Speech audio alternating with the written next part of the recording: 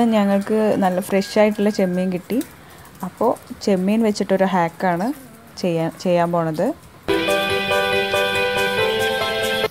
അപ്പോൾ ഇന്ന് ചെമ്മീൻ എങ്ങനെ ഈസി ആയിട്ട് മുറിക്കുക എന്നുള്ളതാണ്.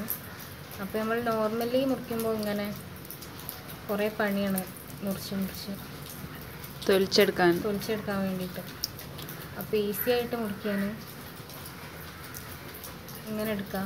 എന്നിട്ട് കത്തിൻ്റെ ഒരു സൈഡ് കൊണ്ട് ഒരു ചെറിയ ഭാഗവും ഇങ്ങനെ മുറിച്ചിട്ട് ഈ സൈഡിലേക്ക് കൊണ്ടുവരാം. എന്നിട്ട് ബാക്കിൽ നിന്ന് ഒരു വരി അടിച്ചാൽ മതി. ഏത് ചെമ്മീനെന്ന് തിരിച്ചറിയില്ല. ഈ ചെമ്മീൻ്റെ കവറും തോടും